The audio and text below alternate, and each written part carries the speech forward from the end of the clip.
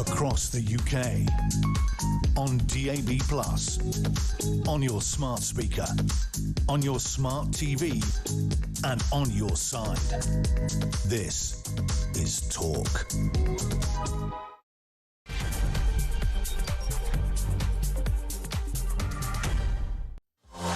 Hello there, I'm here. And I'll be doing 11 until 1 for the rest of the week. But just to let you know that we still have the phone in. That's coming up at midnight. And I've got a great story here. Only 1 in 3 Britons has faith in the UK-US special relationship. That's a number that has gone down. Do you still think we have a special relationship? Well, somebody with whom I do have a very special relationship is Cody Darla. Wow, what a fantastic segue. Thank you. He actually met me standing up for the first time. Yes, today. yes, I saw your legs. Yeah, I have legs.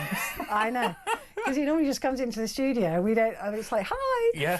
So it was very nice to actually I know, it was lovely. As a whole person. It was a lovely moment. Yeah, it was a lovely moment. Cody's here to look through the papers for Tuesday. We've got the Washington Post in front of us for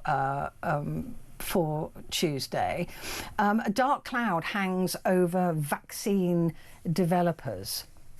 This is, I mean, we know yes. that Kennedy is a vaccine denier. Would it be safe to say in some cases anyway? Yes, I think it's very safe to say that. I don't think it's in all vaccine cases, because he has been heard to say things like you should be vaccinated against that. But so the vaccine industry now, of course, are really appalled by his stance. In fact, different states are setting their own vaccine policy. Well, that's when you know that the person in charge is crazy. I mean, he had part of his brain eaten by a worm. Listen, I keep hearing this story. I think it's actually true. Where did the worm come from? I'm not sure. He would probably say vaccine. I don't think that's true. It didn't come from a vaccine. But I think he legitimately has had part of his brain eaten away. By a worm. I keep hearing that story. I keep thinking I must look that up, yeah. But then I get. But I have been assured that it is true. It is true. Yeah. It's an interesting front page, of course, with everything that's been happening in America over recent days. But this is interesting. Putin is emboldened after Alaska and China summits. It does appear that Vladimir Putin has got a new sense of war about him, doesn't he? Yeah, he's got a new lease of life. Yeah. I mean, both of them are great PR moments for him. Yeah, goes they along, really were. literally gets the red carpet from Trump, and then gets a round of applause, and then gets the same treatment in China. I mean, we know he's closer to China and North Korea. Yeah. But why not? He needs China more than China needs. Yes. Him, really, yeah. Well, because he needs the money and North Korea. Yes. But of course, at the same time, Trump has upset South Korea by going into a Hyundai factory and ICE taking out all of those workers. Yeah. And putting them in chains and everything. And then then Trump tried to get them to stay because they realised they'd made a mistake. But they realised they upset South Korea. Apart from one, they all flew home. So that relationship is really rocking out. Well, yeah. Who knew if you create a hostile environment for immigrants, they will leave. Yeah. And they just don't want to be here. It was Robert F. Kennedy Jr. who said that a dead worm was found in his brain after he experienced severe memory loss in 2010. There you go. Is that like a garden worm? I don't know. That's kind of gross. How does a worm? Does anybody know how a worm gets into somebody's brain? Through the Drinking nose. tequila? But they're dead, aren't they? I don't know. Yeah. I don't know. Maybe from... I don't know. But anyway, it was him himself who said that. Listen, this I love how that diminishes the factuality of it. Yeah, it might be completely untrue. He did say that himself, so it might take that with a pinch of salt. It might not be true. 1 in 3 Brits has faith in the US-UK special relationship. What do you think? I mean, we've always been told, haven't we, that we had this special relationship with the US. I think the most special it was between Reagan and Thatcher. They really absolutely adored each other. They really did get on, and that sort of started this special relationship between the UK and US, because it really was a thing to behold, their absolute adoration for each other. But do you think we do have a special relationship? I mean, we were given the same tariff level as the Taliban. Yes. from Donald Trump. Yeah, yes, I'm glad you put it like that. Yeah. Yeah, well, it's also interesting you say, Thatcher and Reagan kind of embody it, but Churchill was the one who said it. So after true. Churchill, we've had 30 years, from 45 to the 70s, before there's any kind of semblance that exists. Yeah. I don't think it exists in Americans' minds. I don't think Americans know what the special relationship is.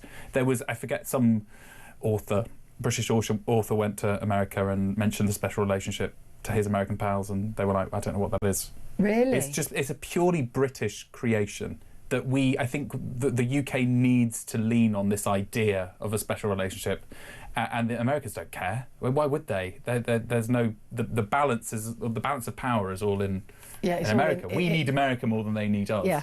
Although that's not to say that, I mean, lots of American companies, we've had this discussion before, so many American companies are in the UK. And I think 30% of America's overseas investment is in the UK. So that's how close the economic tie is. But that is American companies rather than, And our financial district, of course, America relies on heavily as well. Yeah, sure. Because the money all goes through us. Yeah. But it is an interesting thing. I mean, I grew up with the Sun front pages showing pictures of whoever the Prime Minister of the day was as a poodle to whoever the President was at the time. Are we being led by the nose now? Is Keir Starmer... I mean, look, this is the first president to ever have a second state visit. I mean, Obama, he did 2 terms, but he got 1 state visit and he got tea, I think. He was invited to tea. Yeah. But a state visit is a very specific thing. And Trump is the only president to get this second state visit. Now, whatever reason you believe that is, I happen to believe that's because we're trying to keep him sweet, right? Yeah. And he loves the royals and all of that thing. He loves all the pomp and pageantry. But do you think it'll make that much difference? They are going to be announcing some big financial deals, apparently, between the US and the UK. Yeah. We have been let off the hook a little bit with tariffs. Well, that's why he was invited, wasn't it? It was in the time when Trump was dishing tariffs out left, right, and centre, and then Starmer goes to the White House, gives him a letter. Oh, that was cringy, wasn't it? It was cringy, but you can, I think it's very much keeping him sweet. But I'm coming to the realisation that no matter what, okay, they'll make some big financial announcements. That's not going to make a difference to anybody in the UK. I don't know what. It's not going to help. It's not going to help anyone. No. And I think we have this very narrow assessment of how well a government is doing based on GDP and figures and economic growth. And we again, last time I was on here, we had the discussion about interest rates and inflation. And basically, this makes no difference to the regular person on the street and who's just trying to make ends meet. Yeah. I mean, it's pomp and pageantry to no end, I don't think. We always see leaders lining up with their nice suits and nice outfits and shaking hands and smiling. I mean, that's just part of politics. But this is it doesn't look great, and it's appalling timing when you consider that he's just sacked Peter Mandelson over his connections to Jeffrey Epstein, and now he's inviting Donald Trump, Epstein number 2. I mean, it's like, I think obviously Starmer couldn't have foreseen that, but I really struggle to see why he's been given a state visit. I don't. And the cost of a state, the last state visit in today's money would be £5 million. But this state visit, we haven't got the numbers yet, although we were looking for them. This state visit, there is so much extra security that is having to go into place because of the threats, because Donald Trump is not universally loved, particularly here. Well, that's something him and Starmer have in common now, at least. Both reviled by the British people, it would seem. Yeah, Trump arrives Tuesday evening at about 7:30, 8 o'clock. And of course he's staying in Windsor, not in Buck House, because Buckingham Palace has got decorators in or something. Oh, I thought you'd say rats. They got decorators in, and those hundreds of bedrooms, not one of them is. Sorry, okay. Donald. Sorry, Donald. Yeah, we've got a fresh And he lick of also is not being given the opportunity to talk to the House of Commons or the House of Lords. Yes, this was interesting because I thought originally that was because they were in recess, but no, it's not.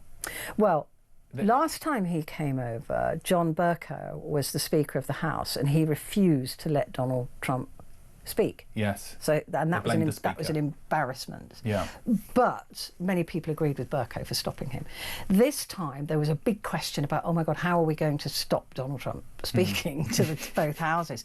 And they decided that the invitation would be made at a time when it was the party conferences. Oh, I see. Yes, this was it. Yes. So this was a convenient moment to say, oh gosh darn it, we'd have Donny. loved to have heard from you. Yeah, but we can't because we're all at conference. We're all at conference. So that seems to be the thing. But there is a big march planned. Yes. The Stop Trump Coalition. Yes. Who are going to be 250,000 people turned up last time. Yes. I mean, the guy stinks. He doesn't represent a lot anything. of people love him. Yeah, well, a lot of people will say we need somebody like Trump. We need his, we need no checks and balances. We need somebody to come in and sort out immigration, just like Trump has done. And a lot of people see his action. Yeah. And we're so used to just hearing words. Well, I think any form of action seems to be good. Well, those people are stinky as well. They're not. That's not. We don't need Trump. I mean, look at the state he's making of just everything in America. People just look at big, bold things like chaining people up and deporting them, and they're like, that's what we need here. It's not. It's not what we need. It's not achieving anything. It's just big kind of classic American politics, big showmanship stuff, so he can go to his horrible base and be like, yeah, we're making people's lives a misery. We don't need any of that in Britain. I don't think most people, like you say, there are probably a lot of the people who marched in London on Saturday with Tommy Robinson are probably of that view that you just described. But I mean, there was like 100,000 there. And I just think most people in Britain see directly through Donald Trump. And then maybe people out there who try and cozy up to him ideologically, as in their minds, there are conservatives in the UK who think that maybe Trump represents some kind of republicanism. But I mean, the guy's going senile. He's such a destabilising force in the world.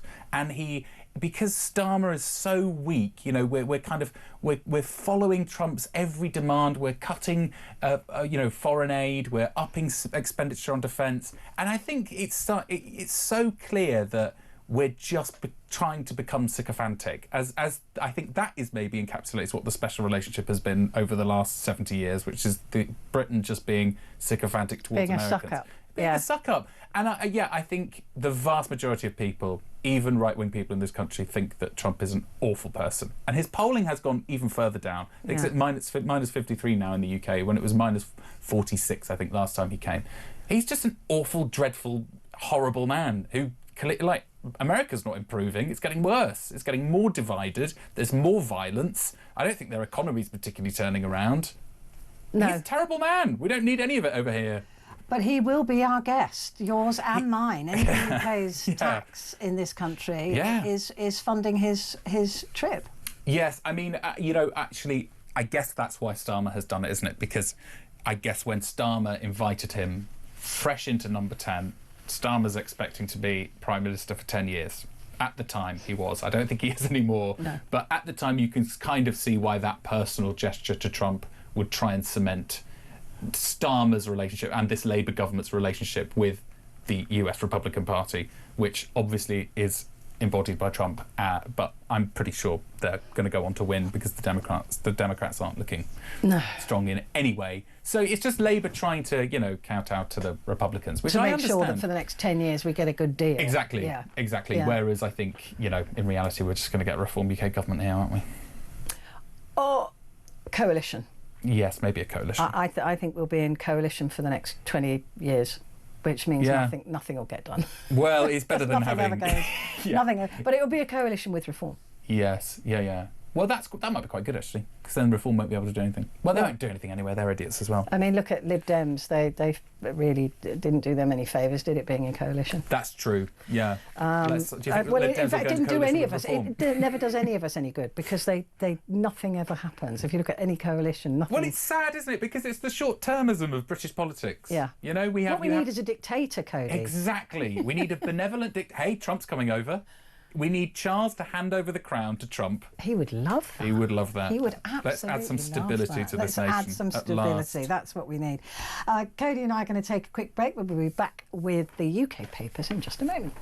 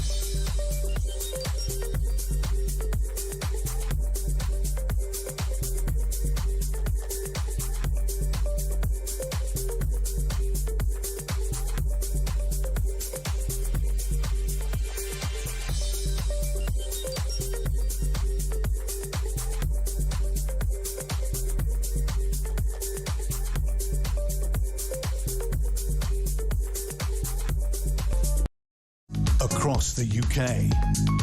On DAB+, on your smart speaker, on your smart TV, and on your side.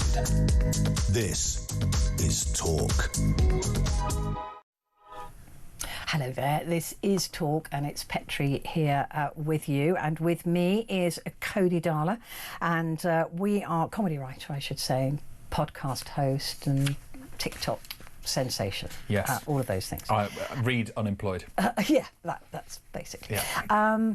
The Sun newspaper for Tuesday, as the suspect is freed, this is the German guy, Christian Bruckner, is freed. Their headline is Maddie, in inverted commas, stolen to order. Officials pedo gang fear Belgian child murderer link. So missing Madeline McCann is likely to have been stolen to order for a paedophile gang, it was claimed yesterday. So the Belgian official fears a ring linked to the infamous child killer Marc Dutroux ordered her 2007 abduction in Portugal. I mean, you've just got to feel so sorry for the parents. I know. Right? That is horrific. That's I mean, even the thought of that, it's better to think that she was killed straight away than that. Yes. Right? Yes. I mean, stolen to order by a paedophile ring. I mean, that is like, I think that's the pits. That is the worst, isn't it? Real worst. I mean, any parent reading that about their child. Yeah. Extraordinary. But her legacy, I mean, this story just doesn't go away. Yeah, this is your favourite favourite talking point about the Madeline McCann case. Yeah. Do you think we should forget about it? I genuinely do. Yeah. And I tell you why, because there are so many children that go missing all the time. And you know, no child of colour would have got the same newspaper coverage. Yes, it's because she was a little blonde girl from a blonde, perfect little family, and she captured the imagination, and she's captured not just the imagination, but all the money, all the time, and all the resources that other children simply do not get. And I understand why the parents don't want to give up on this. I do. But it's what, is it a decade now? 2 decades? I don't know. It's such a long time ago now. Almost 2 decades. Yeah, it's just... Well, it's the power of a story, isn't it? You realise that. It's also the Sun knows that front page, even now, will have people buy the paper. Yes, that's kind of shocking. She will sell a newspaper, Madeline McCann. It's sad. But that's why our media sucks, because it's not about information. It's not about dialogue. It's about selling papers. And also just a compelling story. And it is a compelling story in a way, especially when you add a pedo ring into the mix. I mean, it's awful horror stuff. Absolutely horrendous. Full stories on page 4 and 5. And this is all because the Christian Bruckner, the German fella, pedo, he's refused to ever engage in... He won't be interviewed by British police. And he has the right to refuse to do that. In Germany, the prisoners get a lot more rights than they would here in the UK, but they do want to question him about Madeline McCann, and he's refusing. And he's also asked for protection from now on. Against attacks. Against attacks, yeah. So Maddie stolen to order. I just hope the parents don't see that. Just horrendous. The Daily Mirror for Tuesday. Ricky Hatton, to us he was simply Richard, and he had a heart as big as his smile. And this is Ricky Hatton, who died at the age of 46. He was found at his home after not turning up to a fight of a boxer that I think he was representing. And the only information we've got at the moment is that there's no suspicious circumstances. I don't know much about Ricky Hatton. I'm not that into boxing, but looking at the tributes, it seems that he was a really popular, nice man, yes. And popular with fans, and he had a lot of fans and people because he was down to earth, and he seemed like a really good guy. 46. I know. It's tragic. I don't know much about him. I mean, I guess it's nice that there's no suspicious circumstances, but I wonder if it's related to the fact that he spent his life getting beaten up in a ring. Maybe not. But I don't know. I know boxing fans are a bit you know, Yeah, quick to say I there mean, might not be we any. don't know. I mean, we know that he had drugs issues in the past. We know they had mental health issues in the past. So, but he seemed to be pulling it all together. He seemed to be pulling it all round. So, in the fullness of time, we will know, because of course there'll be a coroner's inquest, I would imagine. Hillsborough law unveiled. This is in the name of the 97 who died at Hillsborough. Families were last night celebrating a new law that will make criminals of any public officials or police who lie to cover up scandals. This is a move that honours the 97 Liverpool fans killed in the 1989 tragedy. Keir Starmer vowed to end the culture of I can't say that word. Obfuscation. Yes. The long-awaited victory also brings hope to those fighting other scandals such as Grenfell and the infected blood. I mean, this is interesting. If this becomes what I hope it becomes, we will start to see people in power, tops of companies, actually become criminals for their behaviour, and they should, like the water companies. Yes. You know, like other companies, the post office, there should have been criminal inquiries by now. The people should have been arrested and they should have been put in prison. They did it to innocent people. Yeah. So I hope it becomes that. Me too, I do. I mean, exactly what you're diagnosing, you're like, that would actually be an incredibly refreshing sort of way of viewing big companies and organisations, to say that, if you stand in the way of justice, then that makes you party to the crime. Yeah. I mean, when you consider the level of corporate cover-up and political cover-up in society at large, you start to maybe struggle to see that this will be, a cultural change. I mean, Hillsborough happened so long ago. And they've waited this long. I mean, whether this will result in anyone involved in a recent scandal facing the law, I'm a bit suspicious. I mean, I think it's a good step forward. And this is another, I guess, an example of that the Labour government will point to and say, these are some positive things we're doing. But I mean, they're kind of small fry in a way. Compared to the bigger issues. Exactly. Yeah. And also, like you say, Hillsborough was so long ago and people have waited so long for justice. I mean, it will be welcome, but glacial will pace. Anybody from Hillsborough pay? That whole disaster. Yeah. I mean, and that's the thing, is that I'm sick and tired of, like, the heads of social services, for example, who oversee the corruption of hiding things when children die, and they go, no, I mean, I might have got sacked, but I've got a job somewhere else, and I take my pension with me. Yeah. That we never see these people at the very top of the NHS or social services or local councils, or nobody ever seems to pay apart from us. I mean, you've got Birmingham City Council that is fundamentally bankrupt, but is not allowed to go bankrupt because they didn't pay equal pay to women for so many years, and they got a bill to back pay these women.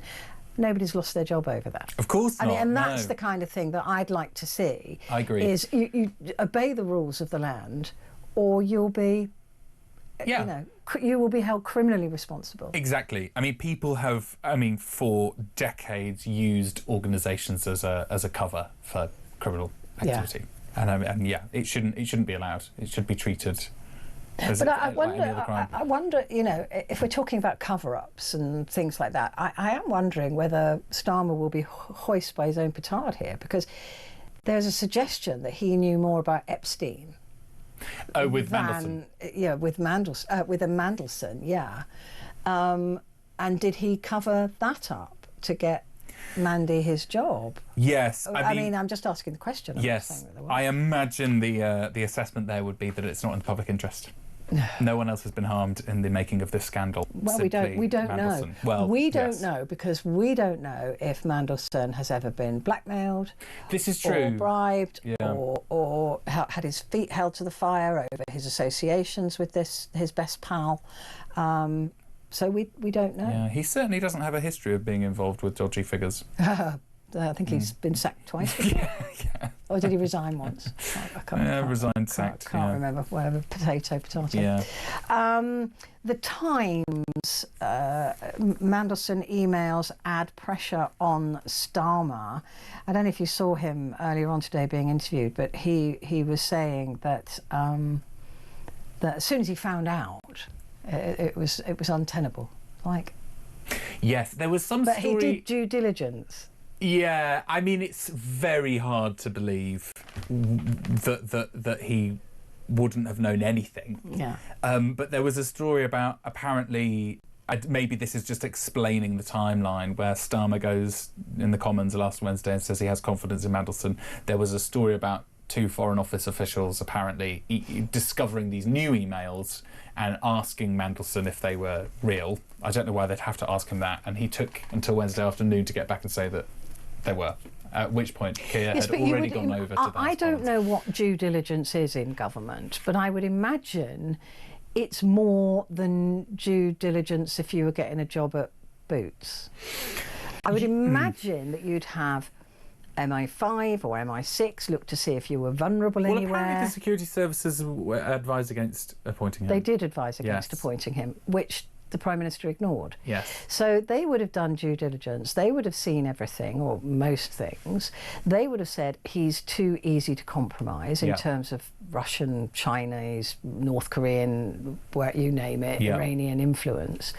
So don't touch him with a barge pole. So he would have been told that and decided to go ahead and hire him anyway. Yes, I mean he's the perfect political operator. This is what they describe Mandelson as, is a political animal, and you need a political animal to get a US trade deal. And I think that would have been what would have been in Starmer's mind when he appointed him, which is who is the person who could be most effective. Who probably was at some of the same parties as Donald Trump with Jeffrey Epstein. Well, they have, exactly, a mutual friend in Jeffrey Epstein. Yeah. But yeah, I mean, now I think it's like anything, in hindsight, it looks like an appalling blunder. The way especially given that the position of the British ambassador to the US has never previously been a political appointment. Yeah. It's been a civil service position. You know, with plenty of incredibly capable people who would have bitten someone's arm off to have that job. Before you even consider that the actual ambassador, before they were replaced by Mandelson, was actually quite close to Trump and had dealt with Trump very effectively. Yeah. So it does, there's definite question marks around why Starmer would choose to unnecessarily politicise a previous sort of unpolitical position to appoint Mandelson. I wonder who'll replace him. I've given him a call. I quite fancy that job. Yeah, you should definitely be in line, I would say. I'd love it. Yeah. I'm not sure we'd have a very good relationship with America by the end of it, but I'm...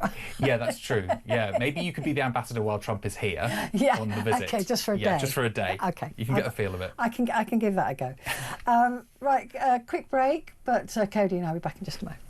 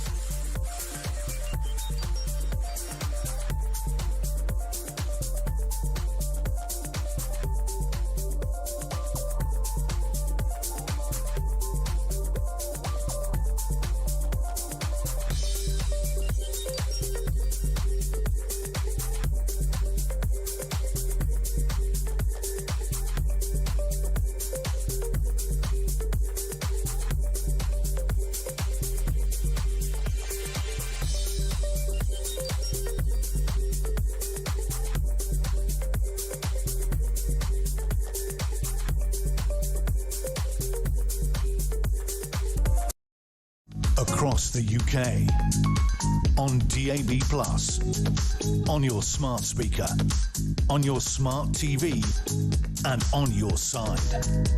This is Talk. Hello there, it's Petrie here with you, and with me is Cody Darla, and we're going through the newspapers for Tuesday. The Times, we covered that, didn't we? Farage, more Tories to follow latest defector. He's doing well gathering Tories, isn't he? To Danny Kruger, this is. Yeah. Previously, the Shadow Work and Pensions Minister said he would lead a new team preparing reform for government. And this is actually what reform needs desperately, is people with experience in government, because they haven't got anybody until these defectors started going there that actually know about the workings of government. So this will strengthen them. Yes, this is true. I mean, I'd disagree with you on saying that reform doing well to attract Tories. I mean, Tories slither around to whatever party they think is going to be in government. I mean, there were plenty of Tories who defected to Labour under Starmer. So I think it's less Farage's appeal and more Kemi Badenoch's stink that is sending some Tories squirming, thinking about their majorities at the next election. So I guess Farage and Reform UK need maybe a bit of guidance. I mean, I don't know if the last 14 years of Tory rule before the Labour government came in qualifies as experience, but maybe they'll be able to tell Andrew Jenkins to stop singing her own songs. That was embarrassing, wasn't it? So, you know, there are a couple of... they also have the enormous brain of Nadine Dorries, who I'm sure will provide some ample guidance. Yeah, I wouldn't think it'd be too long until Liz Truss is... Yeah, why not? Why not? She's a chancer. So she'll go there. It's in the Tory blood. It is. I think it's in politicians' blood, actually. I think they're all in it for themselves. Yes. The Daily Mail, meltdown. Starmer's socialist utopia goes into a meltdown.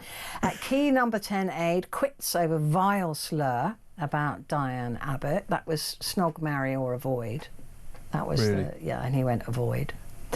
PM admits he did know of Mandelson, Epstein emails, and party unrest mounts as MPs say he'll be out by May. Yes, it's not looking good. And I was just talking to my team before the front pages came out and went, he'll be gone by the spring. Yeah, this is the local elections, right, and the elections to the Welsh Senedd. If they go badly, the broad assumption is that he'll be out. I'm not sure if that's going to be the case. I think there's a strange kind of philosophical question around the fact that Rayner has been sacked or had resigned. Is clearly partly why we're now looking at Keir Starmer and saying, oh, he's got to go. But actually, Angela Rayner was probably the only person who was going to be willing to step in, the one with any kind of support in the party. And now she's gone, he's kind of slightly more stable. So there's this kind of strange situation where it's like, because she left, he looks weak. I don't know. He looks weak. I mean, literally in 1 week, he's Rayner and Mandelson. It doesn't look good. He was looking weak anyway. This is true. I think, he's not a public speaker. He's got no message. The Labour government has got That's the biggest problem. No message, no direction. They don't tell us what they're about. We don't know what they're about. We just hear snippets of, phase 2 or, change is good or whatever. We don't actually... That's never filled out. We don't know what they stand for, really. And... I think that, I know that the blood's in the water. Definitely. And politically speaking, that's all it takes.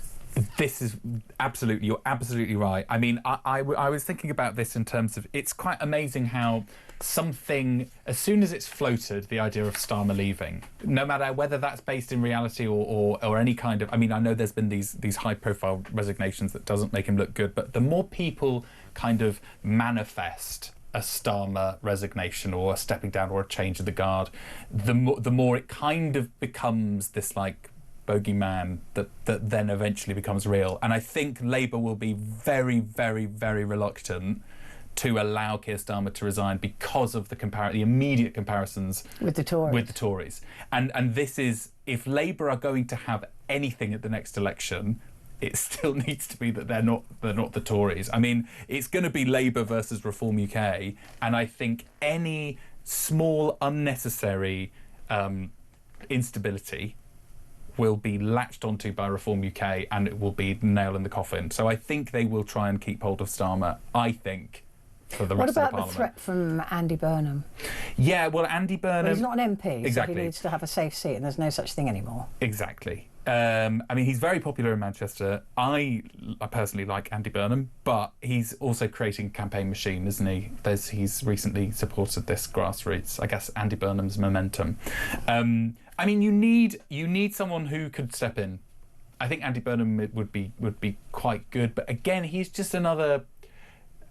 he's seen as quite good at playing the field, right? But I think that's Starmer's problem. He's quite good at playing the field. He's kind of, what does he stand for? What does he really stand for? Is Burnham a big left winger? No. Is he a big right winger in the Labour Party? No. But I think that people really respect him. I think you do know where you stand with him. And he has delivered. Yeah, and he has delivered to Manchester, and he's also very supportive of Manchester. You know, unlike who's our London mayor? Sadiq Khan. Sadiq Khan, yeah. Sadiq Khan. Yeah, very good. He's not universally loved by Londoners, whereas Andy Burnham is universally loved by Mancunians, I believe. I think he's a chance like maybe that's just a northern thing, though. Northern people are a lot nicer than Londoners. Well, I'm northern. Yeah, me too. Yeah, there you go. That proves it, doesn't it?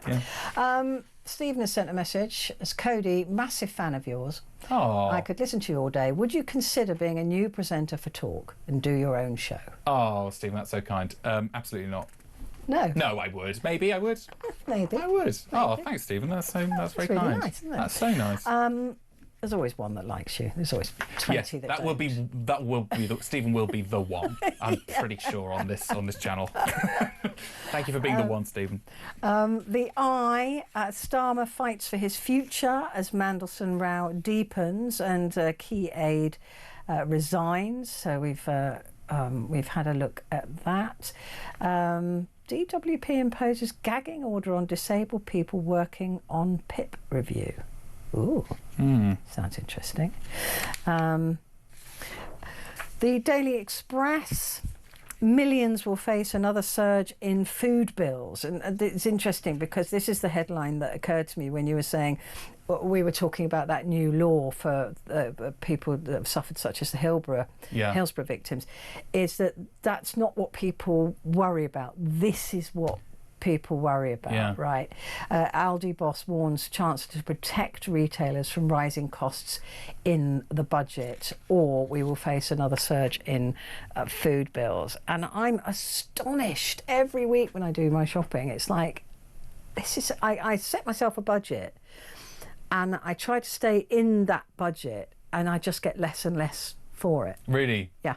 So you don't overspend, you just eat less? Well, I'm just interested in it. Yes. I actually did have to go over budget for some dog food, I think, the other day, but they deserve to eat. Yeah, so the dogs shouldn't suffer because of your no, crazy because of my politics. but yeah, it's just really interesting to me how I will spend this set amount of money, and you know, I have my stuff delivered, and it's now one tray. Yeah, like, it is. What have I bought? That I know. is still a lot of money. What have I got for And it? also the food in the UK is crap. Do you think so? Yes, I think it's terrible. Our fruit and veg is awful. Also, like, I know this is maybe, I don't know, there'll be people screaming at me, but like, the only reason food goes up is because the supermarkets aren't willing to take a cut on their profits. Their profits are huge. They never take a dent. Massive. No. Mr. Sainsbury's is still in his enormous stately home. Like, these kind of front page headlines annoy me. So take a cut of your profit. Yeah, but they won't, because they've got shareholders that exactly. are all This is what reliant happened. on it. The forces of capital rally round. People are paid into their pension. They've bought Tesco stock, or they've bought Sainsbury's stock. They're always happy to ask the government, aren't they, to step in and I mean, that is subsidise. what infuriates me, is they're not even paying their staff properly, that the taxpayer has to bolster staff wages because Tesco or Sainsbury's or whoever it is need to keep their profit levels at a point where they don't fall in the stock market. Yeah. Well, exactly. I mean, we need to do something about it. The businesses and the state work together to make sure that it's us who pay. Yeah, we need to sort it out. I can't see it. It's the same with drugs companies, isn't it? And things like that. That they're always, they're not charities. Wow. At the end of the Don't day, really know it. they have to earn their money. Back to school for Emmy winner Owen Cooper. This little boy, I shouldn't say that, he's 15. This young lad who looks remarkably very young. Yeah. Has won. He's the youngest male ever to win an Emmy. Wow. For the programme Adolescence. Did you watch it? I did. He is amazing. He is. What a future this young man has got. He's absolutely incredible. Yeah. Normally, child actors his annoy performance me. was so subtle, and also normally that sort of talent annoys me as well. But his performance was so subtle and so nuanced, and also when you learn how it was shot, in like one take. Yeah. I mean, extraordinary young man. Amazing. And he's got the Emmy to prove it. He does. But he looks like a baby. Well deserved. Well, he is. I mean, he does look. That statue is nearly as tall as he is. Yeah, he does look very. He does look very young. Yeah. Normally, young people look much older. Yeah, but he does look very, very young. Yeah. The Guardian. Crisis for PM grows. We've talked about that. China deal hands over US TikTok operation. Ooh, that'll affect you, won't it? It will. This is my bread and butter. Quite literally, this is my overpriced bread and butter. Yeah. So they've handed it over to the US, so it's not going to get shut down anymore. But it will be heavily monitored, presumably. By the US, by the free speech people in the US. So, well, fair enough. Scott Bessent, US Treasury Secretary, said the deal was coming but declined to reveal commercial terms. I see. They're not handing anything over then. That's what that means. We have a framework for a TikTok deal, Bessent said. After high-level talks in Madrid, we're not going to talk about the commercial terms of the deal. Will it be Meta? Oh, it's like between two private parties. So yes, it will be some Musk, or I mean, it's probably unlikely to be Musk now. He's too busy not saluting at far right rallies. But maybe Zuckerberg. He's perhaps in the slightly friendlier territory. And isn't that a territory. little bit ironic when they were saying that they were concerned that Beijing was sort of tracking people and monitoring things, which is what Zuckerberg does, isn't it? Yeah, it's what they all do. I mean, it's their business model. They trade in data, and also I think this was, the sites and the platforms more likely to be stealing data are things like Temu, not really TikTok. Do you know what I mean? No one's talking this idea that this is in the interest. The reason this is an issue for America is because of privacy is nonsense. It's just because it's a high-profile Chinese company. All of these companies spy on us. Most people, you mention, I don't know, Play-Doh, and suddenly you'll get an advert for it on your computer. And I know people are like, "Well, that's paranoid." I think it's happening. No, it's very true. I think it's listening. They're all listening to us. I was on my phone looking, because I'm such an incredible, exciting life that I lead, to buy some new blinds, and so I was on my phone doing that, and then I put on the telly, and I think I put YouTube on or something for the dogs. I always leave them with a dog channel when I go out. And the look I just got, and up popped a advert for blinds. Yes, that's cookies. That's cookies? But from my phone to my telly. I think so, because if you watch it, you're on the browser, so it'd be, but yes, that's cookies. But it's more like, you're. I don't know. I can't think of an example right now, but people will know what I'm talking about. No, my sister and I were once talking about Barber Papa. Because again, we have really exciting lives, and we were talking about Barbara Papa. And then she sent me something the next day, and she went, "Look, these adverts for these videos have just popped up on my phone." There you go, and you didn't type we were anything just in. talking. No, we were just. So yes, this TikTok they're all doing it. Do you have an Alexa? I don't want to say it out loud because people they all go, "Oh no, my." Just started talking to me. No, I don't. I actually recently, as in 2 days ago, I bought a Roberts radio and started listening to Radio 4. Did you? Yeah, I thought, you know what, screw the technology. I'm going back to the 1950s. Oh, Roberts radios are really nice. pretty as well. They're really nice. Yeah, it was actually really nice. It was only 40 quid. That's all right. Really good. Another message here from Rachel this time. Yeah. Says, I've never seen Cody on your show before. Isn't he lovely? Oh, thanks, Rachel. Oh, wow. Is that your girlfriend or your mum? Or... No, neither of those neither things. Of them. Unless they're I know who messaging in with the pseudonym. Oh, that's so nice. Thank you. That's so nice. You're getting lots of love. I really am. Let's take a quick break, and Cody and I'll be back in just a moment.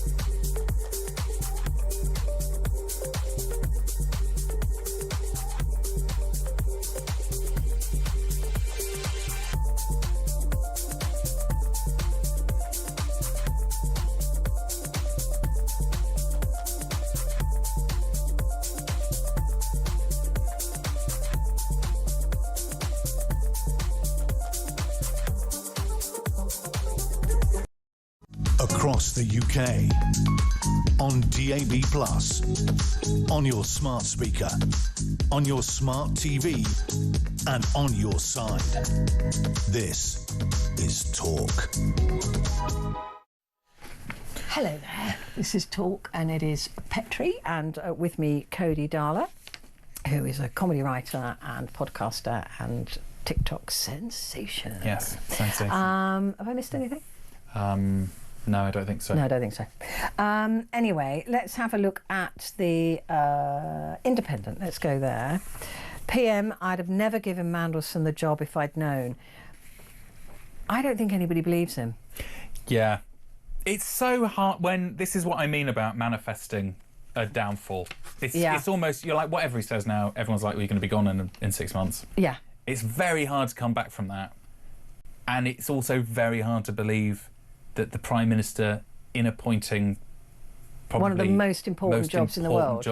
I mean, it's probably way more important than many cabinet jobs. Definitely. Especially in this current climate, with the UK, you know, not being in the EU anymore, leaning on America more heavily. I mean, the amount of guidance and information that must have been given to him, or at least been available to him. Well, like we've already said, that you know, the MI5, MI6, they've said, we recommend you don't hire him. I think what this means is he didn't look at it. I think, but that's his job. I know, but I think there would have been, because obviously it's Mandelson. Obviously there'd be something. I think Keir Starmer decided that Lord Mandelson would be the perfect person to get along with Trump, get a trade deal, which in many ways was correct, but in order to justify it in his mind, he just must have ignored a load of the stuff that said, don't do it. That's not good enough. I know, it's not. It's not good enough. And again, it makes him look weak. Yeah. You know, the whole Angela Rayner stuff makes him look weak. Yeah. I stand by my deputy PM, but a couple of days later out. Well, I stand by Mandelson a couple of days later, and he's, in fact, the same day. Yeah. But he's a former civil servant, isn't he? Head of the CPS. And it's like, I think he's trying to run the country like a civil servant. He's trying to run it with the logic and the reason of just being like a head of department. And obviously that's not how politics, certainly not how politics works in this country. No, but he had long enough in opposition. to kind of figure that out. It was kind of handed to him, wasn't it? I mean, Boris and then Truss and then Sunak. I mean, it didn't have to do much. They were I don't think they won. I don't think Labour won as much as everybody else lost. People, we never vote governments in. Yeah. Yes. We just vote governments out. Yes. We get sick and tired of one government and try another one. Yeah, exactly. And I think maybe I think that's why Reform will at least be in coalition next time.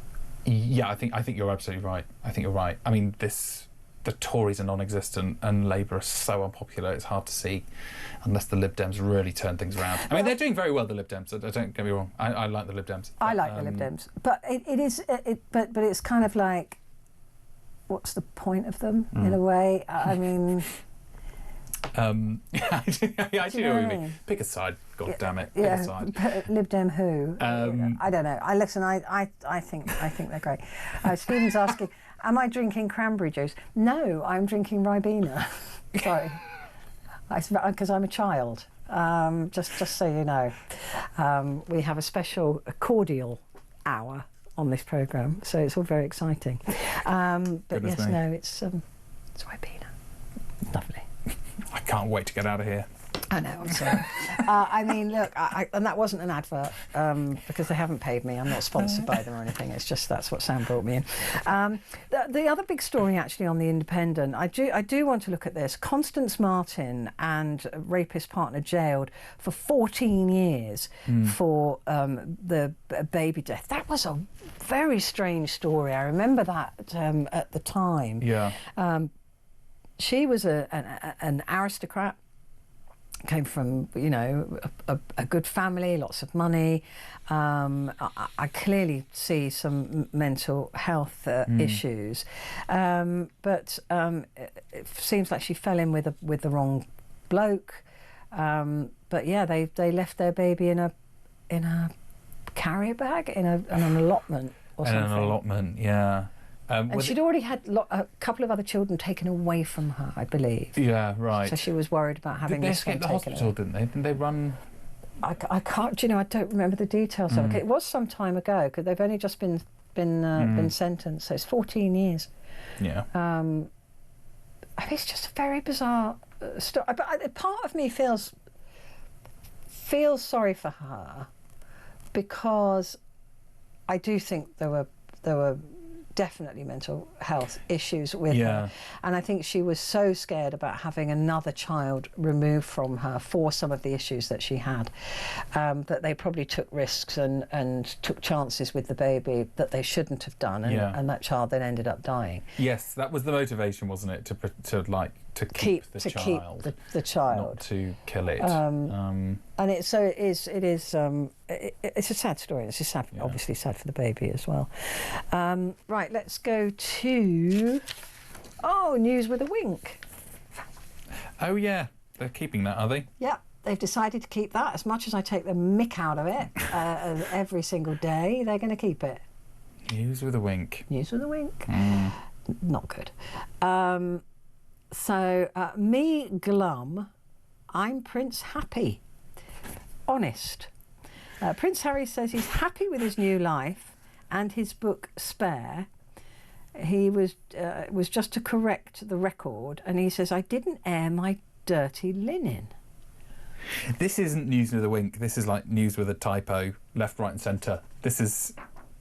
What the hell does this headline mean? Me glum, I'm Prince Happy, honest, I didn't air my dirty linen. This is him saying, he has said that, look, I did not air my dirty laundry. I didn't. He just wrote Spare to correct the history. He said he's at peace now that he's seen King Charles. I just don't know what's going on. I don't buy it. I don't buy it. I don't get the idea that he's an incredibly happy man. I mean, he doesn't look that happy, to be honest, on the front page. No. Yes, I mean, honestly, to be honest, Petrie, I couldn't care less. I really? could not care less about.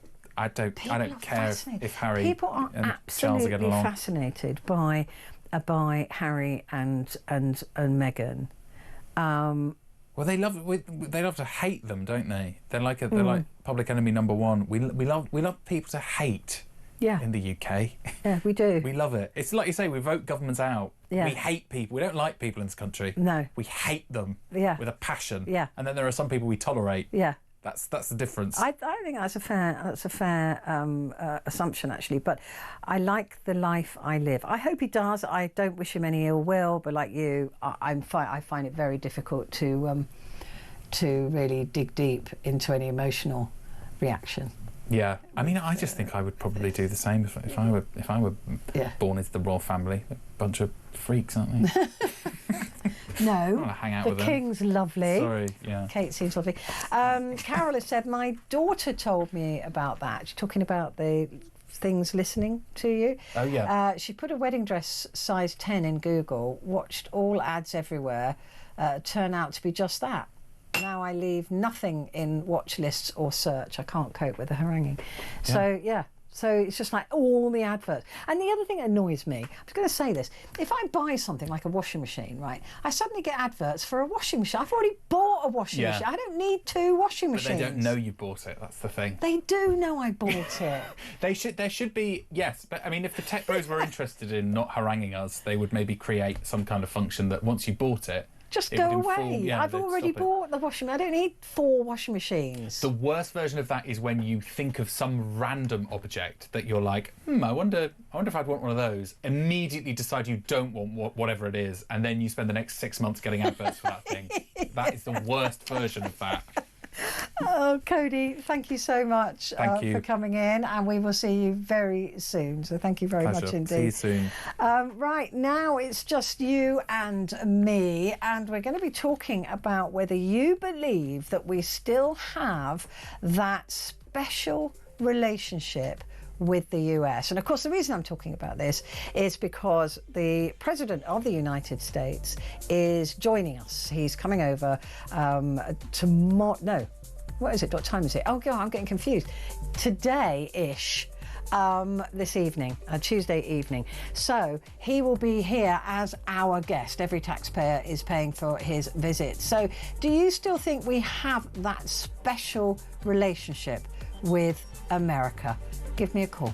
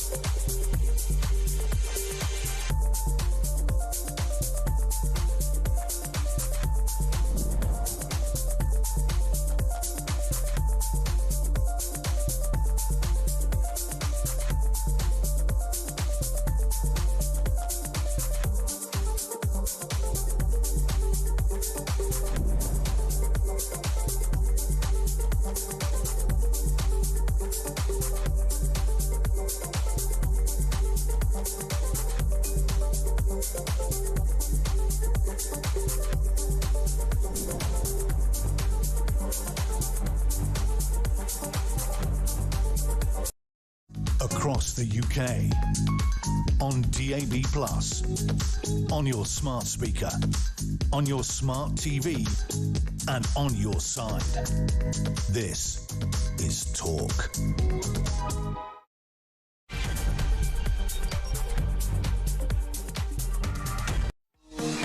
Hello, good morning. It is Petrie and I'm with you for the next hour. I just want to address a couple of messages that have come in through the last hour. Alison said, I'm sad you've lost an hour. Are we going to lose all the guests you had between 10 and 11 p.m? I love watching your shows. That's Alison.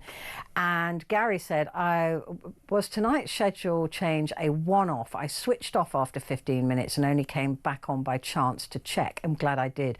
talkTV, tut-tut. That's from Gary. It's not a one-off, but it's not permanent. So it's just this week. So it could be my Monday, Tuesday and Wednesday and Thursday as well for Andre because of Trump's visit. So that's as much as we know. So it's not, you won't lose those guests permanently. In fact, my producer's been working hard to try and get them back into the schedule, so whatever we were going to be talking about. So it's not a permanent thing, but it is for this week. So I will not be on air. I didn't know about this last Wednesday, otherwise I would have told you. I will not be on air between 10 and 11. Because Harry Cole will be here with his special American programme because of Trump's visit. So there you go. So thank you for asking. But it's not a permanent, as far as we know, it's not a permanent. You can never tell. But even if it was, we'd sort something out so you wouldn't lose the guests. Okay, so don't worry about that. Carol has said, I wish they'd invent TV ads to swipe if irrelevant. I wish they would. I mean, honestly, it drives me nuts if like I said, if I bought a washing machine and it's like, why do I need another one? Just stop it. Or blinds. I don't need any more, thank you. Anyway, let's get on to the phone in for this morning. And it is around the Donald Trump state visit. But there's this story that was embargoed until literally 3 minutes ago. Barely a third of Britons believe the UK still has a special relationship with the United States, a poll has found, as Donald Trump prepares to touch down for his second state visit, the first president to ever get a second state visit. In fact, I think there were only 3 before him that ever got state visits. So the US president is due to arrive later on today for a 2-day trip, during which time he will meet the King and, of course, the Prime Minister. But a survey carried out by Ipsos found that just 36% of people agreed with the idea that there was a special relationship between the two countries. Although this was higher than the 30% who said the same in the immediate wake of Mr. Trump's sweeping tariffs imposed in April, it is well down on the 51% who believed a special relationship at the start of Joe Biden's presidency in 2021. Do you believe that we still have a special relationship with the United States of America? Do you believe that there is that real closeness, or do you think that is just lip service? It's interesting to me because I'm not sure if we ever really I mean, I think we did during Reagan and Thatcher. If you look back in history, they absolutely loved each other. I mean, they really did get on. They really adored each other, and there was a special relationship. But do we have that anymore with America? And going forward with Donald Trump, who is America first, and you can't argue with him about that, right? He wants to put America first. It's his country. He can do exactly what he wants with it, and he is. But where does that leave us? And do you think that we will ever benefit from a relationship with America? When the tariffs were dished out, of course, we got the 10%, the same as the Taliban. So some people say, yeah, but you got better than, Europe and China and those things. Yes, we did. But it wasn't so special, was it, if we got the same tariff set as the Taliban. How do we make sure? I mean, look, the world needs America, right? I mean, NATO needs America. It's the biggest market. Well, Europe collectively is the biggest number of people, but it's a hugely important market, America is. We need to get on with them. But this second state visit, this special relationship, all I hear at the moment is Americans of various persuasions slagging us off. Elon Musk, Donald Trump is not always very favourable about the UK. So do you still believe that there's a special relationship, one that we can rely upon? I mean, we don't even know we can rely on NATO if Russia attacks, on American intervention if Russia attacks. We don't even know that right now. Was it ever special? Really? Truly? Are we America's poodle? Do we just suck up to America? Do we get anything back? I mean, a one-way relationship is no relationship, right? What do we get back from America? What do we get? Apart from them telling us that we've got to buy their beef, their hormone-injected beef that has been rejected by Europe because the food standards aren't high enough. A lot of their food is not acceptable here in the UK. What do we... I'm just trying to see this completely, like, what do we get? What do we get? I mean, if we can't rely on them for military protection, and Trump has been very clear that, you know, we need to be spending, you know, more money on defence. I don't disagree with him on that. You know, you've got to go it alone. You're on your own. So we can't rely on that. That was a given before, right? That was always a given, that you know, if Article 5 was ever triggered, America would be there by our side. I don't know we can rely on that anymore. Not 100%. And it used to be absolutely, don't even have to think about it. What do we get? We get to sell stuff into America, but there's those tariffs now, so he's trying to make our stuff too expensive to sell into America. What do we get? 0344 499 1000. And if you're an American listening, do you believe that you have a special relationship with the UK? I mean, they've often said about America and the UK, we're two countries divided by a common language. I think it's very fun. I can't remember who said that, but it's rather brilliant. Ali is in West Yorkshire. Hello, Ali. How are you? Hi, Petrie. How are you? I'm good, thank you. Yeah. How about you? This Monday, starting a new week. Yeah.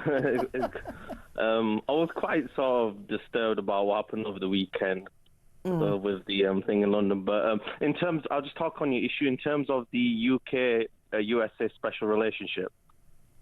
I think it is one-sided, personally. I think frankly, I think in this country we care more about America's interest than our own interest. We should put Britain first. Like when they say America first, we should be Britain's first. And I feel really strongly about this. I don't think we should be anybody's lapdog, and we shouldn't follow what anybody says. And then, and it's also really annoying me as well, because I see it come up all on social media and in the news that they're lecturing us and abusing us about free speech. I know. What's honestly, going on in their country? I know. They haven't got any right to lecture anybody on human rights, free speech, or anything. And they lecture us, we're a far greater country than they are in a lot of those issues, frankly. I mean, they're on a human rights watch list at the moment. You know, I mean, I agree with you. I think, who the heck are you to tell us that we're, you know, there's no freedom of speech here, or there's no, when you look at America and suing any newspaper or TV station that speaks out against you. I mean, Exactly. It is... Going after universities that support students that support Palestine, having pro-Palestinian protesters locked up, and like having ICE like rounding up every brown person on the street and they're lecturing us about what our country. I don't think so. Yes, and they're allowed to profile now. ICE have been told they're allowed to profile by skin colour. Yes, I read that last year. Yeah, I know. And just another thing, Petrie. But we're so hang on, just want to say we're so tiny though. We're so tiny and insignificant, particularly since we broke up with Europe, because we used to be part of that huge bloc, right? Exactly. And now we're on our own. So we have to suck up to someone. We're so small. This is the problem, Petrie. We've burned all the bridges with Europe, and we don't have good relations with other countries around the world. Unfortunately we have to go with America, which personally I don't agree with, but we have to do it, unfortunately, because of the current the economic situation and other things as well. So you think that rather than turn back towards Europe, which would be an incredibly unpopular decision in this country, we're better off, which has a bigger market, by the way, by about 100 million people, but is to turn to America, where there's political violence and hatred and. Yeah, well, I don't think we have a choice, unfortunately, Petrie, but that doesn't mean we should sit and be lectured and listen to what they're saying about our country. I don't agree with that. And like, for example, I know people on your channel will love him, but what Farage did the other week when he testified against this country and said that we're like North Korea, there's no free speech, and that we should have economic punishment. I thought that was absolutely disgraceful for any politician to go against this country, but he'll get away with it. Again, Ali, I completely agree with that, because I just thought, why do you know anything about North Korea? I mean, literally, we are nothing like North Korea, nothing. And I certainly wouldn't be working on a radio station if this was North Korea. But the whole thing is just completely bonkers that a British man, a British politician who wants to be leader of this country, who goes over to America. And did you see the Democrat, though, tear him to pieces? Oh, I know. Yeah, I know. That was actually brilliant, that, to be fair. He was fantastic, very calm, and just pointing out some facts. But I'm with you, and I don't know why people... I suppose it's the freedom of speech thing, but we've always had the right, as that Democrat said, whose name I can't remember, Britain has always had freedom of speech, but there are consequences to inciting to violence and hatred. And that has always been the line. I've known Ofcom 35, 40 that I've been doing this job. You have to know the law, and that has always been the line. It's always been the same line. You can say what you like, but if you incite violence or hatred, you're breaking the law. Absolutely. And that's it. Totally. Everything else is fair game. Yeah, like I saw a video on TikTok when he said I think left-wing Democrat channel, it said that there is free speech in America, but when you go up against Israel and the Israel lobby, then you're in a world of trouble, which I totally agreed with that. And just one final point I want to make before I go, just another thing what really annoyed me about America, but when, I don't know if you remember a few years ago, that young lad that was run over by that CIA agent.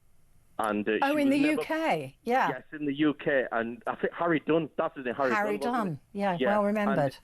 And she was a CIA agent, and she ran him over, and she didn't help, and she legged it to America, and she's never been extradited or brought to justice for. I mean, that is disgraceful. That. I agree. I remember that story. She just legged it. She had diplomatic immunity or something. No, she didn't. Her husband did. No, they blocked it. That's right. The first Trump administration, Pompeo, they blocked her being extradited back to the UK. Yeah. I thought that was a massive slap in the face for his family. Like that, if any other country did that, the whole media would be outraged by that, but they could get away with it. But America does get away with so much, and it was let me just in case you're wondering, it was Jamie Raskin, the Maryland Democrat that you and I were referring to. And he was incredibly well spoken and incredibly on the money, I thought, and he really did embarrass. I think he embarrassed Farage. I just don't know why he would like you. I don't know why you'd go to another country and then just so awful about the country that you want to be the leader of. Yeah, well, exactly. Very, very strange decision. Ali, always great to talk to you. Thanks for giving me a chance to speak, Petrie. Of course, you always will get the chance. Even if we don't agree sometimes, we'll always talk. So thank you very much indeed. Ali there in West Yorkshire. It was George Bernard Shaw who said, England and America are two countries divided by a common language. Never a truer word. Taking a quick break, back in a sec.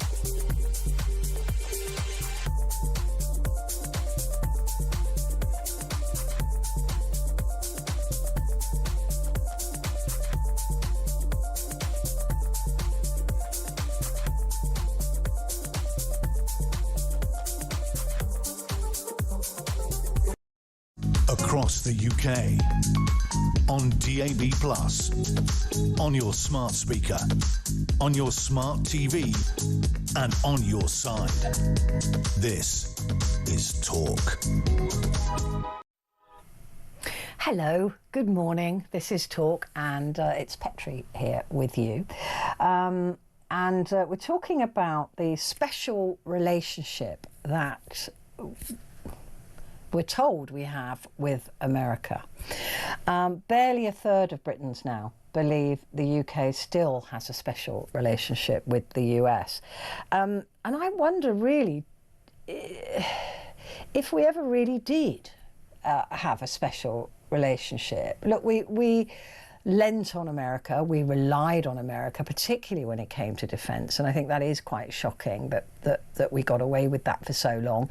And I completely agree with Donald Trump. It's not words that I say often, but credit where it's due. I completely agree with him that Europe and Britain had to take more responsibility for their own defence.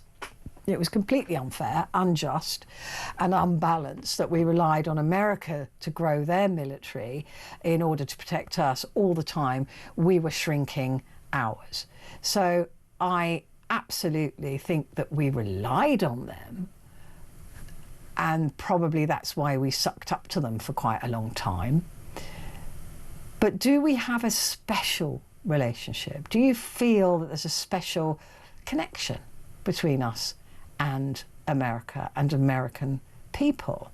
I've got nothing against the majority of American people. I mean, there are some, of course, clearly, that I'm diametrically opposed to in terms of politics, but it doesn't mean I will hold them.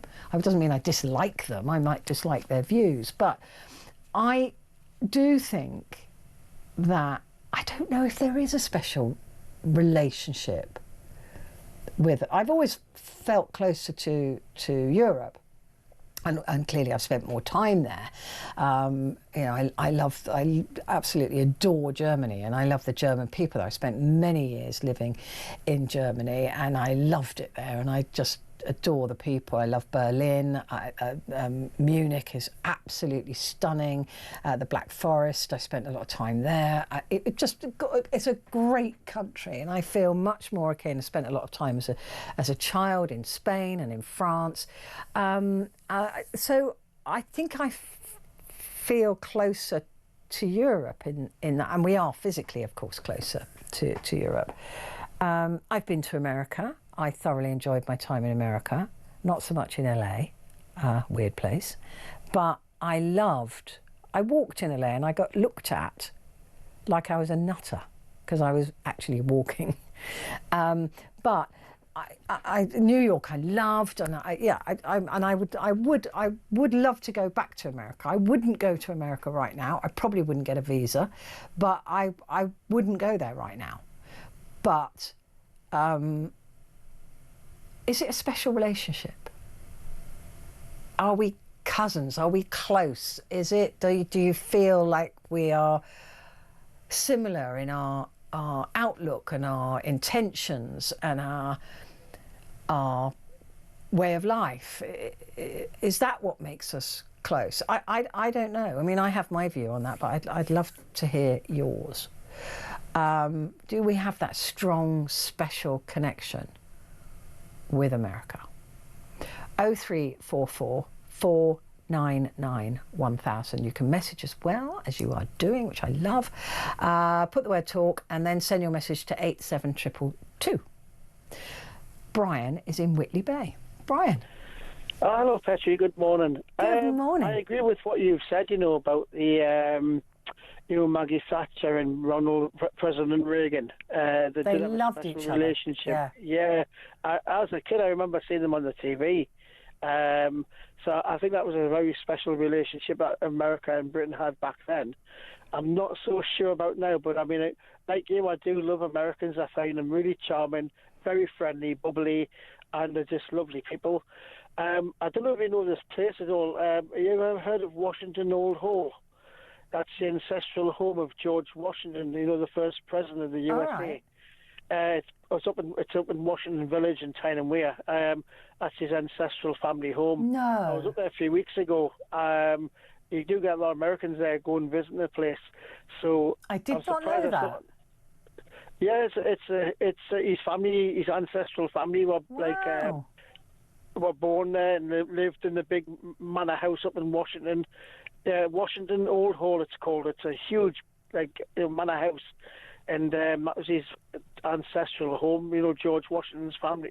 Obviously, he wasn't born there, but I mean, he was born in Virginia. But his relatives lived there and had family then. They went over to America. In 1976, President Carter came across, when he came over to England, and he went there on a pilgrimage to the Old Hall. It was all over the news, and they've got newsreels from 1976 when President Carter came across. Yeah, Washington Old Hall is really well known in the northeast for how important it is links to America. So I was up there a few weeks ago with a daughter and that, looking around. It was great, Well, of course, lots of Brits and Irish were settlers there. I mean, and that you would imagine, and you look at the names of towns and things like that replicated from the UK because they named them after where they came from. So there is that massive connection. A lot of Americans are very proud of their Scottish heritage or their English heritage or their Irish heritage or their Welsh heritage. But I don't know if that now through generations has been sort of watered down a bit, whether they see themselves now as not being as connected to Britain and then we're not that similar anymore. Yeah, I can't, to be honest, I can't imagine Donald Trump going up to Washington Old Hall on a pilgrimage. I don't think he'd be interested, but I know President Carter went up there, but all his family were up there. There's a big portrait of all George Washington's ancestral family. The big family, by the way. And it was they've got paintings, proper paintings on the wall, and proper family paintings and heirlooms and all sorts. Just a wonderful place. That'd be amazing to look at, actually. Oh yeah, it is. It's a good. I mean, I didn't even know it existed. Actually, I've heard of Washington before, but I'd never heard of Washington Old Hall. until the daughter looked it up and said, "Did you know that's an ancestral home of George Washington?" So I said, "We're going to go there in the summertime," and that's where we went, Washington Old Hall. Yeah, I was aware that there was a Washington in the UK because, like I said, a lot of names were just carried across, weren't they? And places were renamed. I mean, like York. Washington's been there for centuries, you know, like the Washington Village up near Sunderland has been there for centuries. It's an old town, you know, it was there before, you know, you're talking about 1680s, that's where, you know, that's when the Washington Hall was built, and that's where his ancestral family were, you know, but like you said before, I don't think that special relationship's there now, to be honest with you, but you know, I don't hold against Americans. I think they're absolutely fabulous people. Do you know what I mean? The ones I've met have been really lovely, friendly and bubbly and really nice. So I love Americans, you know, like yourself. I think they're great. Yeah, yeah. I just don't know if we can ever, if we're that close anymore. It's like a relationship that's gone a bit sour. Do you know what I mean? Yeah, people do talk a lot about this special relationship on the news, don't they? But I don't really think it's there. I just think politics is politics, and people get on when they meet different dignitaries from different countries and that. And I just think we're no different from any other country. No, I don't think we're treated. Yeah, I don't think we get any special treatment. Not anymore. No. And like I said, with the whole NATO question as well, you know, it used to be a given. It was never even a question that if Article 5 was triggered, that America would step in. And now there's a big question mark over that. Trump's more friendly with Russia now than us. Yeah. In my view, he's more closer to Putin than anybody else, isn't he? And Kim. You know? He loves Kim as well. Oh yeah, little rocket man. Yeah. No, he's very fond. Only Xi, he's the only dictator that Trump doesn't like, and that's because China is incredibly powerful in terms of finance and money and business, and he doesn't like that. He doesn't like the fact that China owns so many American bonds that it could bankrupt America overnight if it just decided to sell them, and he doesn't like that power. So he doesn't like the fact that, you know, China matches America in many ways. He's not happy with that. But it's interesting. I'd love to go up to that place, Washington Hall. That sounds really interesting, actually. Let's go. Thank you, Brian. Lovely to talk to you. Danny is in Essex. Hello, Danny. Hi, how you doing? I'm good, thank you. I don't think I've spoken to you before, have I? I'm not sure. Not sure. Anyway, Danny, because I normally remember, I'm very good at remembering names. But here we go. Do we still have a special relationship with America? Well, I think the Americans love us. Donald Trump's ancestry is from Scotland. So is Elon Musk's, and he's South African, I think. Elon Musk, isn't he? I think so. Elon Musk is South African. No, but his dad's South African, but his, I think, grandfather or great-grandfather came from England. Oh, okay. That's why, remember when he said that if I think his grandmother or great-grandmother, I'm sorry if I got it wrong, that she was a poor person in England, that's why he felt so strongly about the grooming gangs, because his ancestor would have been would have maybe, who knows, but that's why he felt so deeply about that. I think, Americans love us, but, the American government love us, but how can they trust us when we have Keir Starmer in Parliament? I mean, everyone says 2-tier, it's more like 10-tier Keir. Like, I don't know, like... Why do you think that Starmer is such a block for... I think he's too weak to be a block. I think it's because he's being deceptive. He is weak. What do you think he's being deceptive about? One day he says we are an island of strangers, and then he's saying that he says that, and then he puts in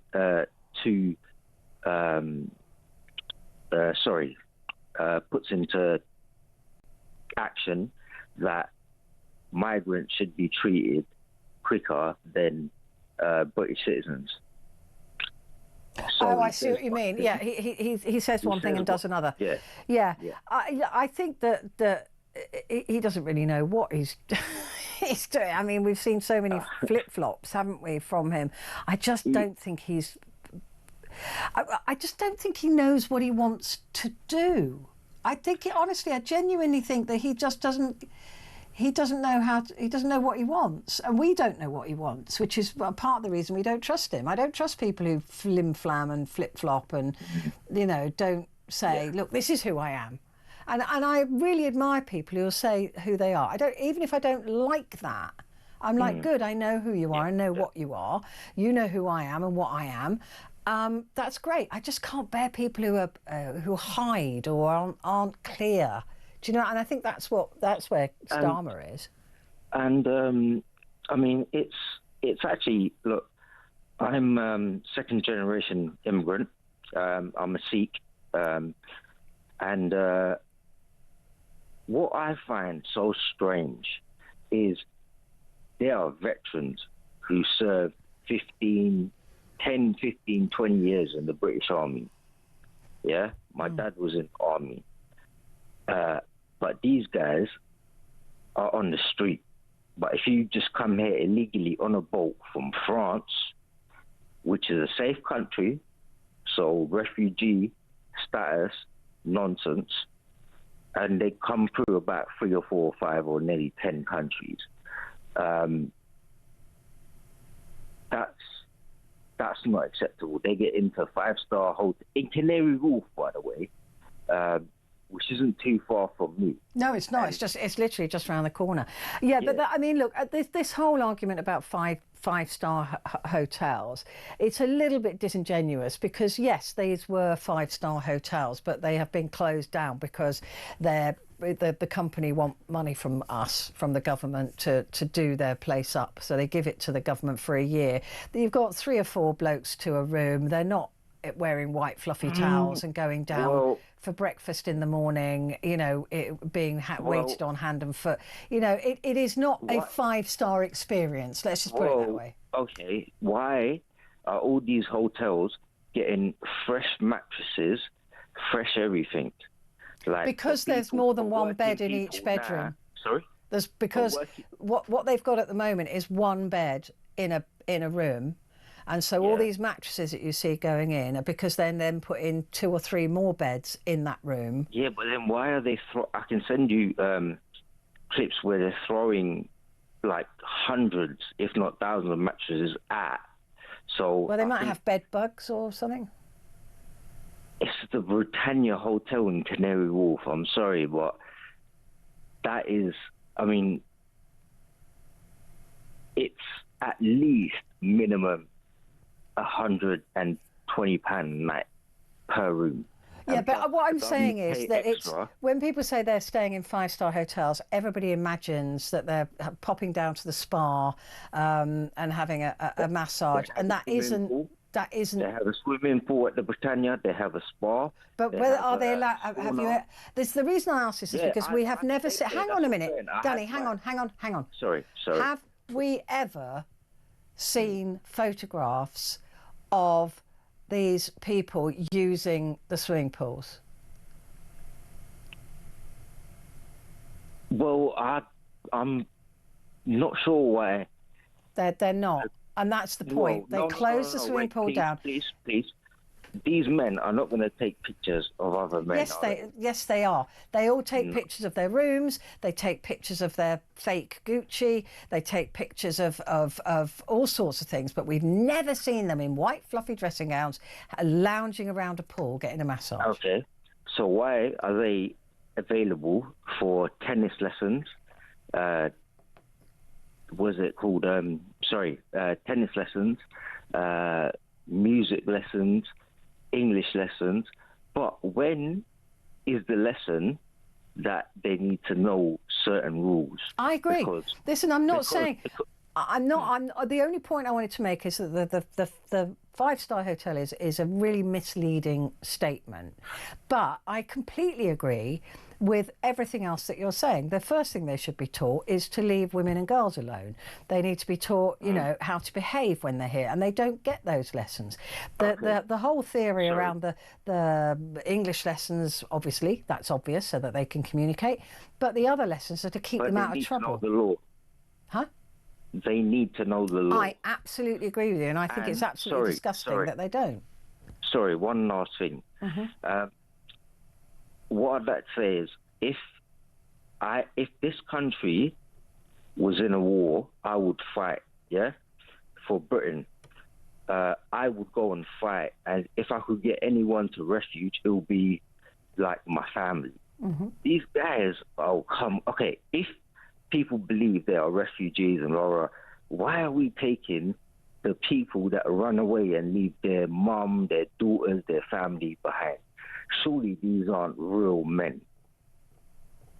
Well, often they come first because it's a really treacherous journey and a dangerous journey, and then they get here and then they want to bring their families over. You know what? Sorry, I understand some of the language they speak, and I saw them. I was at the Britannia, and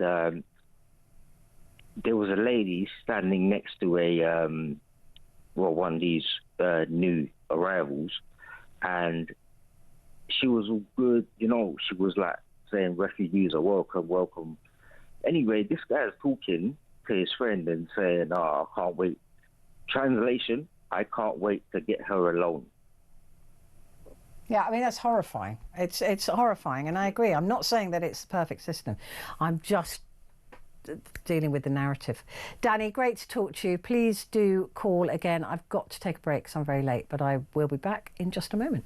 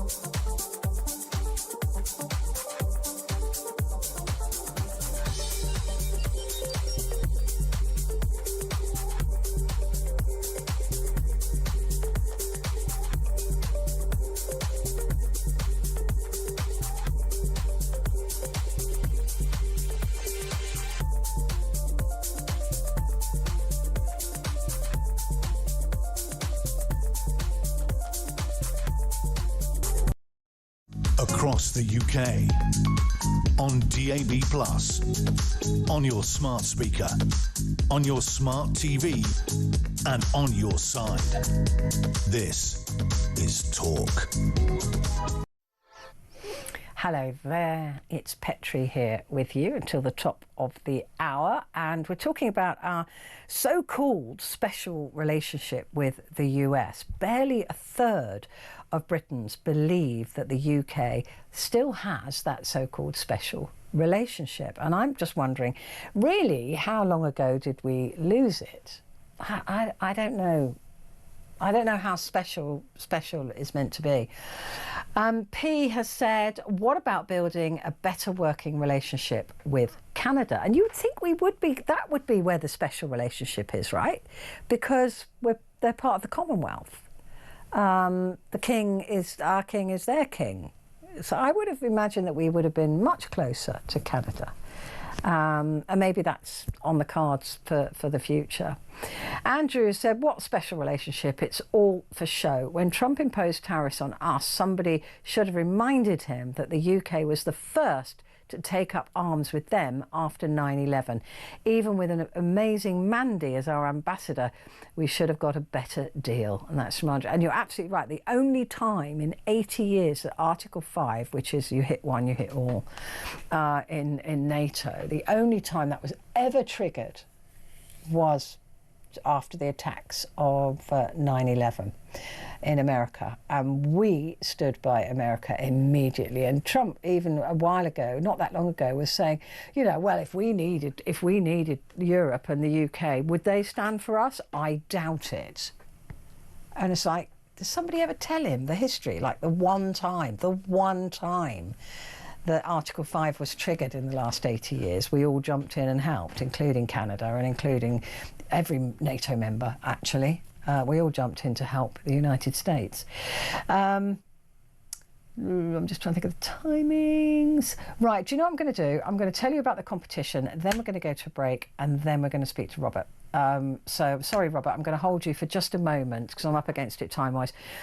Competition, our biggest competition to date is now live, and we're giving you the chance to win a whopping £25,000 plus some Oasis tickets. 2 lucky winners will win a pair of Oasis tickets when they return to Wembley on the 27th of September. Plus, that's not all. Alongside the tickets, we're giving one listener the chance to win that huge 25 grand. For all the details and how to enter, listen up. 18 plus, UK excluding Northern Ireland. For a chance to win, text the word cash to 83338 and you're in the draw. Text costs £2 plus 1 standard network rate message. You must have the bill payer's permission, or you can enter for free by calling 0330 880 3338. All entries must be received by the 19th of September at 9 a.m. This is a TalkSport limited promotion run on TalkSport, Talk and Virgin Radio UK stations. Full terms and conditions at talksport.com. So there you go. That's how you enter. Quick break. Back in a sec.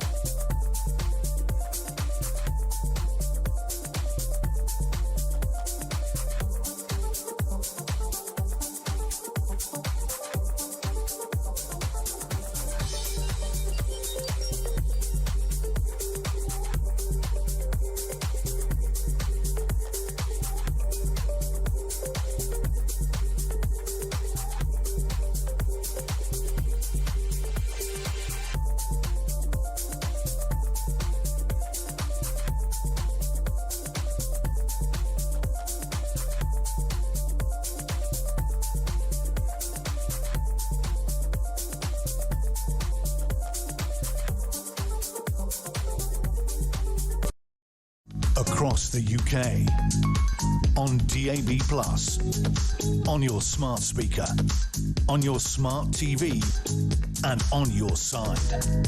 This is Talk. Hello there, this is Talk and it is Petrie, and we're talking about only 1 in 3 Britons now has faith in the UK-US special relationship.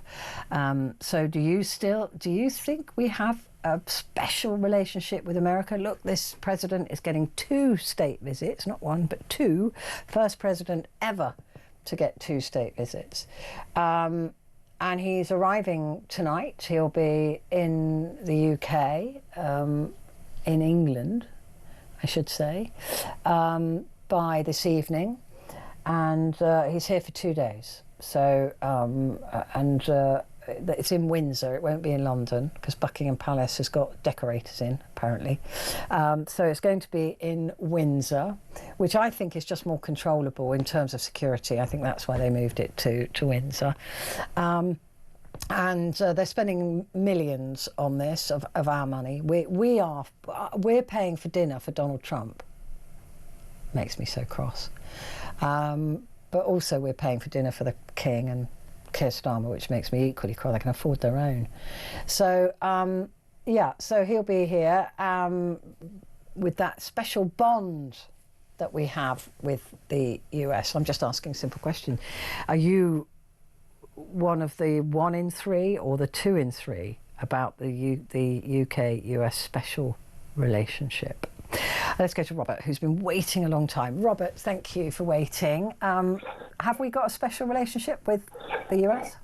That's okay. While I was waiting, I took my nightly blood thinner for the night. So that old saying, blood is thicker than water, not in my case, it ain't. No, not anymore. No, I think we haven't got a special relationship yet. Scary thing is the last time we had a special relationship with the United States, that was Blair and the Bushes, and they got us into 2 illegal wars. That's what a special relationship. That's what a special relationship does for you, yeah, because we jumped in when Article 5 was triggered, and immediately went into these wars that were illegal. Yeah. And they both of them should have ended up in The Hague, both of them. And it's the same. No, we haven't got a special relationship. We've got members of the cabinet who hate Bush, and he knows it. I'll be. Do you mean Trump? Hate Trump? Trump. Yeah. Sorry. I'll be interested to see how David Lemmy shapes up to him, because he's better hide under the desk, I think, when he comes. Yeah, he's not ever been really that complimentary, has he? But J.D. Vance said that Trump was Donald's Hitler. Trump was America's Hitler in the past, and he was a never Trumper, and now he's vice president. So, I think maybe he'll be forgiven. The thing is, with Trump, he's a necessity. Me and you had a conversation when he first came into power at the beginning of the year, and we said he's a bigger nutcase than all the nutcases in the world, and sometimes that keeps him at bay. I'm not a Trump fan by any chance, but I do think he's a necessity. You imagine the world without him now? I do, every day. Do you think it'd be a better place? Do you think it'd be a safer place without him? I just think he keeps people. I just think people are frightened of him. Even they're frightened. They're frightened of his. Yeah, they don't know what he's going to do next, and that has some power. I will agree with that. But is that a good thing, to be scared that somebody's going to punch you in the face? Well, he doesn't know what he's going to do next. No, he doesn't know what he's going to do next. You're right. But you got Nigel Farage. I suppose that. Once he does get into power, which is pretty scary, although I did join Reform, but I've got no faith in him whatsoever. I don't think he'll do any better than the present government because of the way that this government is. Until we come out of the ECHR, we ain't going to be able to do anything. It ain't going to be that easy. We won't be able to do anything anyway. There's so many global treaties and things. The ECHR is nothing. It's in comparison to all the other things. It's even Farage has had to roll back and say, look, as soon as we get out of these treaties, I'll get it done. But he knows that that's going to be really, really, really, really difficult. It's not just a case of saying, I'm not doing that anymore. What I'm terrified of, I would rather we cozy up to America than this coalition of the willing. Do you know what? Even me saying it makes me feel physically sick, because every time someone says it to me, the coalition of the willing, all I see is body bags. That's all I see is body bags. I hate the expression. I don't know why we got into it. And I think it's because Starmer, I think, he's a little bit of a Winston Churchill, and the only reason he's strutting about is because of Brexit. They all are, though. You look at Boris Johnson. He thought he was Churchill reincarnated. I mean, they all want to be war prime ministers, right? And that's the problem. Is that wars are started by old men for young men to fight, and that is, that's the world we live in. Well, and they all want it. They all want that power. They want that. Yeah, of course, everybody's against it. But I mean, yeah, I think that Keir Starmer likes to play, Billy Big Boy. On the world stage, and he'd rather be doing that than be in the UK. I think the last good relationship, when you're probably not even old enough to remember, but Reagan and Maggie Thatcher. They adored it, even in the history books. That is a well-known fact. They absolutely adored each other. Yeah, and it was pretty good to watch as well. It was. They were always sort of smiling and giggling, and yeah, they got on. They just got each other. Reagan had his own issues, of course, but and so did Thatcher. But they just got on, and I do think that was a special relationship. I mean, do you think we need a special relationship with America now? I do, sadly. In what respect? What trade? I just think we're a tiny little island, and since we split up from the block of Europe, we're so insignificant. So we need to suck up to somebody. Either it's going to be America, or it's got to be Europe. I think we need to be more of an island. This is the trouble. Our borders are breached, and we need to be an island again. So I disagree. I don't think we're not small enough. We need to close all our borders and make our own decisions and be a proper island, But we've got we would have no power in the world. We are so small. Long gone are the days of the British power. It's gone. It's gone. It just we're insignificant in the world now. We're not that great. We're not that great country anymore. I watch a lot of telly, and I watched the 85th anniversary of the Battle of Britain today. I watched it on the telly. And I just thought, you see all these planes going up, and there was footage, and I just thought, it's just so sad. And, you ask a lot of people now, they wouldn't even know what the Battle of Britain was, We were a very powerful nation, but we're really not anymore. And I think that we tend to oversell ourselves. We can't go it alone. I don't think we can go it alone. That was the Commonwealth. I think we was more powerful. I mean, there used to be a thing when I was at school called the Commonwealth Institute, and we used to have a day out there. It used to be, I even forget where it is, but it's somewhere in central London. And the Commonwealth was, when I was a kid, it was enormous. There were so many countries. You couldn't even say how many countries there was in it, because there was countries you couldn't even pronounce, Yeah, but we just don't have that global power anymore. We just don't, and we can't go it alone. We need, like you said, trading. It's not just trading though. It's everything. We need international travel. We need everything, and it's not. We're just tiny. If you look at the size of us, what we managed to achieve globally in history has been extraordinary for such a tiny little country, really.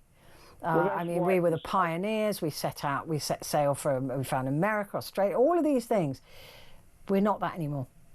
And we're not even allowed to celebrate our own flag now, Well, we are. Well, we sort of. Well, I disagree with you. Until I see a flag on every government building, every library, every school, then I'll agree with you, because people are questioning it, Yeah, I don't want to be that. I don't want to be that. I don't appreciate the American flag flying and the whole thing that they have to swear allegiance to the flag or to the Constitution or to the president or whoever it is now. I think it's the president. Well, I didn't go that strong. I'm talking about... Yeah. I don't want to be that. I don't want to be that. That sounds a bit North Korea to me. And I don't think we're there yet. Robert, always a pleasure. Thank you very much indeed. I'm just going to read a few more messages. Gary says, I don't think the US and the UK have the same relationship that they once had for many different reasons. I prefer that we did personally. And then he says, I'll tune in tomorrow at 11, although I'm a bit miffed at talk.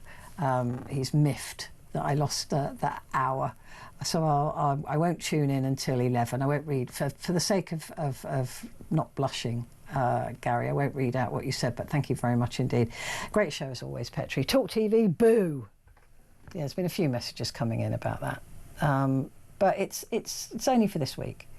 Hi Petrie, as usual with your shows, very important question. I think Reagan and Thatcher's relationship and the Clinton-Blair relationships gave the UK and US very strong ties.